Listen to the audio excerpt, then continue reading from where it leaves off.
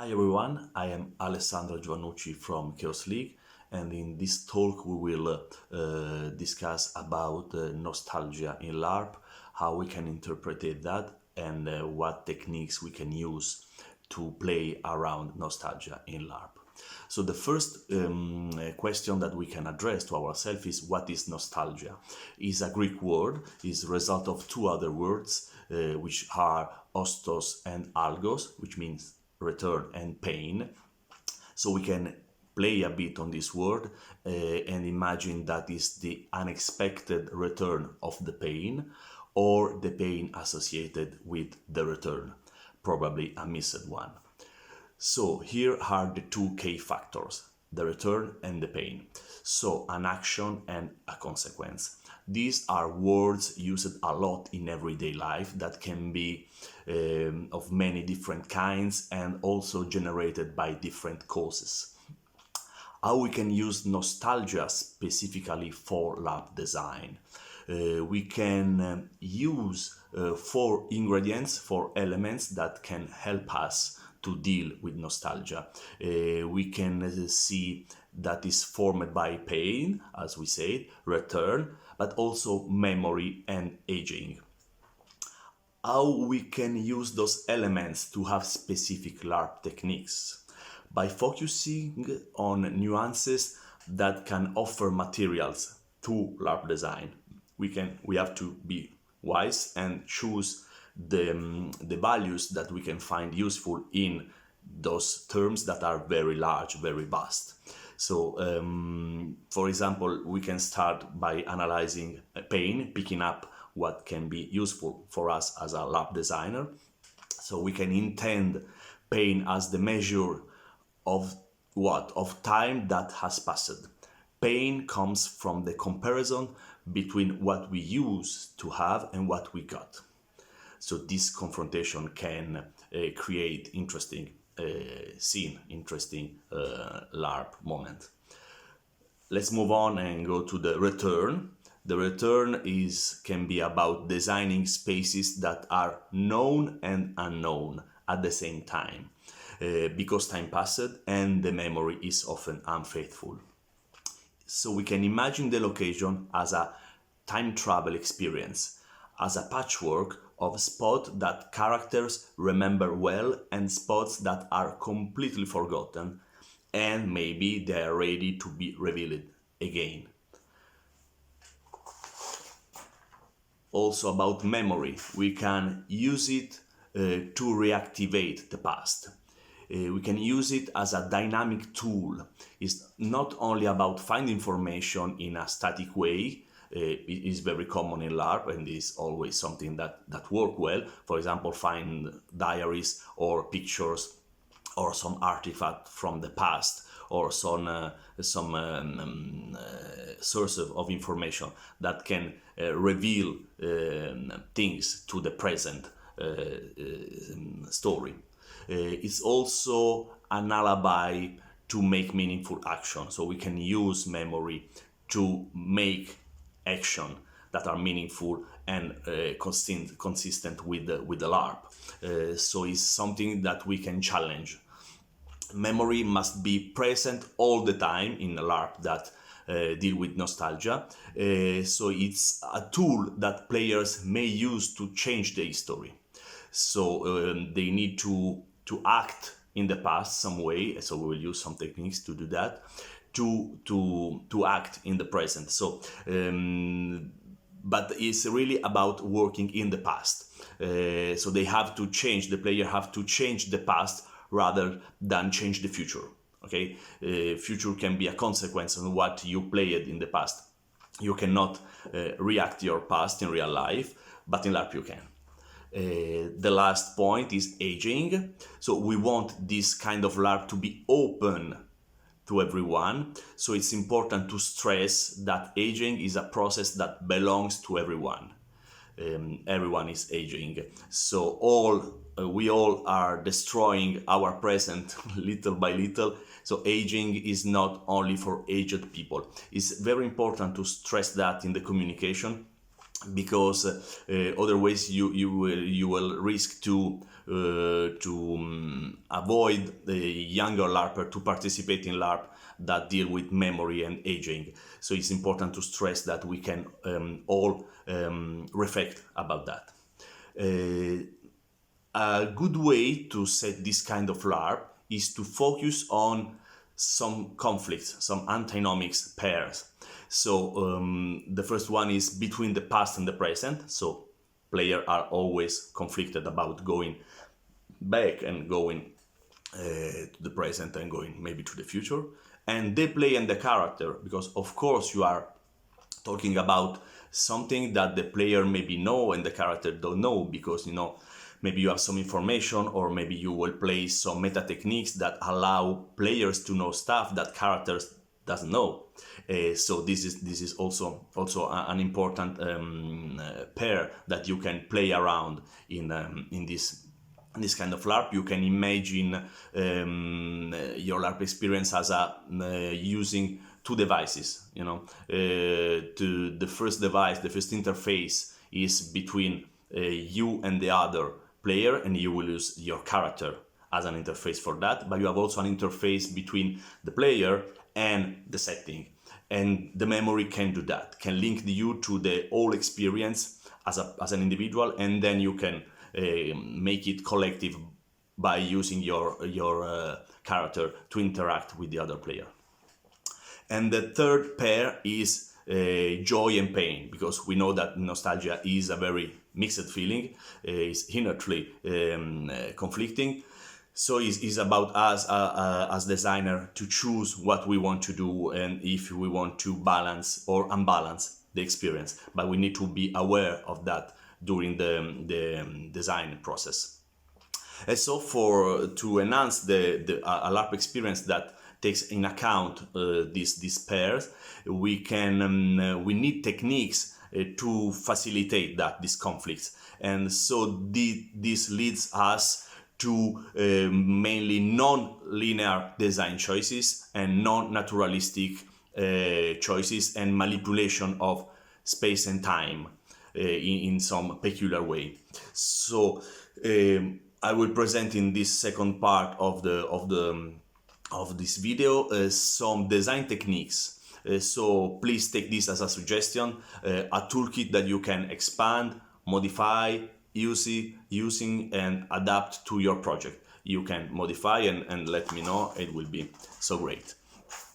So to present these techniques, rather than present it in an abstract way, I will present you case studies, which is the LARP we produced with Chaos League in 2012, and is run it again. The LARP is named The Secret We Keep, and is heavily based on all the things we presented until now. So I think that is the best way to show you these techniques, is to show you through something practical. So the LARP is about a band of orphaned children with a dark past that meets again after 25 years. They will spend a weekend together, and of course buried secrets and unearthed as old wounds start bleeding once again. So player will be confronted to questions such as who were you really when you were a kid? Who did you become? Is set in a world of stolen and forgotten memory. We did run it many times in Italy and in Sweden for the first time, which is very funny because we took all our Italian players to Sweden to play on Gotland Island and then moved to other island also, to Faroe Island. Sorry about my Swedish pronunciation, my amazing Swedish friend. And the key LARP teams are uncertain memory. The vagueness is the common thread of all the aspects of this LARP, so everything is a bit blurred and uncertain, as old memories are. Everything can be rediscovered. A discovery can suddenly turn what you believed into a lie, and vice versa. So there is nothing you cannot count on nothing on this LARP. Basically, everything can change, just discovering something. So we had 7 design steps that we use, 7 different strategies, and let's go with the first one, which is the non-linear editing of the Larp timeline. So the story is scattered in different time capsule and recombined in a different way, which is not the chronological usual order that you can use. Usually we deal with chronological story. So the Larp starts with the last scene. The players spend a weekend together, seeing each other again as old friends. In the first scene, they are sitting at the dinner table and already tired and nervous. They have discovered something terrible about their past. So this scene lasts 5 minutes, and then it is interrupted and the players leave the room to go outside. Here starts the second scene, which takes place 2 days before, when the characters have just arrived. They haven't seen each other for 25 years. They hug and smile. It will be a nice weekend full of friends and bittersweet memories. The characters does not know that everything will go wrong, but the player does. So the last scene, this last scene with which we started, will return 3 times during the Larp. Each time lasts 5 minutes longer, slowly revealing the story until you get the full scene. That is, of course, the last scene that will conclude the Larp. So you will discover what happened in this way. Another point, another technique we use is working about sound. And we work in 2 different ways. The first one is using voiceovers. So the scenes are divided by a voiceover recorded by the organizers. The narrator is one of the characters. We don't know who it is. It could be any one of the participants. It doesn't matter. It's just someone who were there in this weekend. The narrator tells the events of the Larp as already passed and far away in time. Many years have passed between the day of the Larp and this storytelling. It's a classic technique of coming-of-age cinema, like in the movie Stand By Me, based on the Stephen King story novel The Body, I think.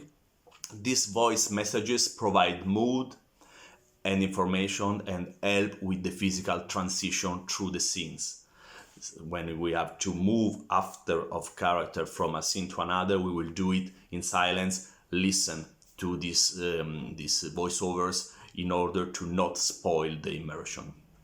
We also work with songs because they are one of the most powerful time machine available to mankind. They take us into a specific time simply by pressing play on a tape recorder. They helped us to place the action in time. Another technique we use is triggers. So before the game, we scattered pieces of information among the players that didn't mean anything at the first glance. So it just uses pieces of information. This information could be words, images, actions, or a scene you have seen and forgotten over the years. So all these materials are somewhere inside you, ready to pop up if a trigger is triggered. This information is triggered by specific triggers. As triggers, we used smells, pictures, songs, toys, objects, action. As soon as the player hears something they know is a trigger, they are allowed to put this memory, this information back into play. So if you hear this particular song, you can say, do you remember that? Do you remember that scene? Or smell a particular smell, you can say, I remember when 25 years ago we did that, because this smell was in the air at that time too. So this trigger allows the player to put the information into the play. Each player, of course, we can do that with the timing and the manner they prefer. It's not just trigger and put the information. You can work and rework, make a scene about that. And of course, all this piece of information need to be used together. okay, as a part of mosaic to understand the bigger picture. And it's not about revealing secrets. Is a very transparent, in some ways a very transparent LARP, but it's a way to make player cooperate and simulate that the memory is uncertain and personal, and you need to work together with the other. Another technique we used is the sentence, do you remember? Each player can add elements in play at any time. It must be preceded by this sentence, do you remember? It can be an anecdote, a details, a story, but it also can be something about your character. Something you have done and forgot. Something surprising, heroic, but also maybe something shameful. So players can tell things about your characters that you forgot, and you can say, yes, I remember. You must always answer yes to this proposal. Something said is always true in this LARP, and it serves as a base to build co-created and improvised stories. The only exception, of course, is if the proposal makes the player really uncomfortable. In that case, by saying, sorry, you are getting confused, you can cancel the scene or just not taking part. But the creative drive of the players so far has always created extremely interesting narratives. Because, of course, when you see old group of friends, it's always about, do you remember? And we assume that is true. The next element is the character writing. Each player has two character sheets, the adult one and the child one, in form of school report. The school report is designed to describe the child as they were seen from the point of view of the nuns in the orphanage and the professor they had. The school reports describe two episodes. A praise, an episode which the nuns felt deserved to be recorded because it exemplified the positive traits of the child, something good, and a misconduct, an episode which the nuns felt deserved to be recorded because it exemplified the negative traits of the child. The rest can be invented by the player. So basically, the idea is to have just this school report with this praise and misconduct. So how official professor announced see you as a child, and then the do you remember sentences that other player can put to you on your character to expand it. And of course you can fill the blanks in between. The adult character sheet is named the testimonies of the present. So these are documents, always in-game documents as the school report, because they will discover the school report at a certain moment. And also they come in-game with, as adults, having in their pocket these documents that are documents of different kind, which indirectly present the adult life of the character.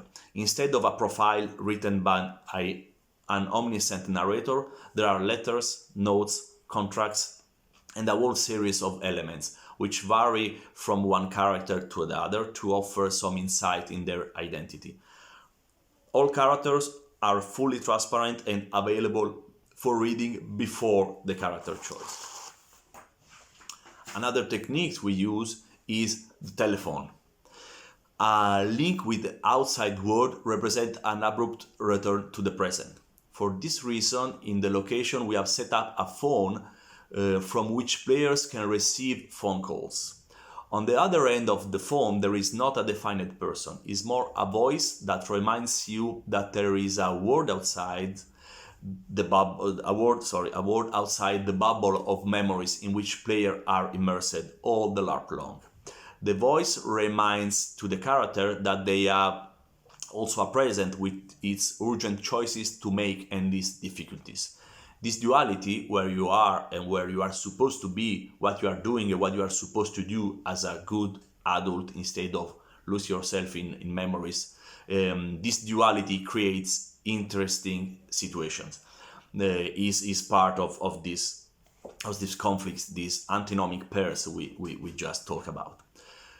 The other techniques we use is about the location. So we want to apply these things that happen in real life, that some places help memories more than others.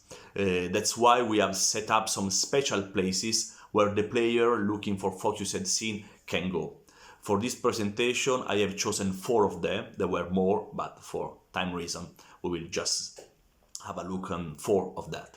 So the first one is the card game on a table, sitting on a table, 4 friends playing cards or any kind of games. During the game, which is an excuse of course, you don't need to really play the game, players talk about their present and what kind of adults they have become. It's the place for broken hopes, considerations of showing a bit of your present to your old friends. We noted that doing something trivial like playing cards can help you reveal things about your character more than a very dramatic scene that maybe is not for everyone. Another spot we use is the bench. The bench is where players can go in pairs to confess a secret they never told. So you can choose someone that you maybe trust in the past or you trust in the present and reveal something that no one knows, and doing that while sitting on the bench alone. In pair, not alone, but. Point number 3 is the square. So it's an open space in the center of the location, but you can try it in any kind of location, because sometimes seeing someone from your past can have hard consequences.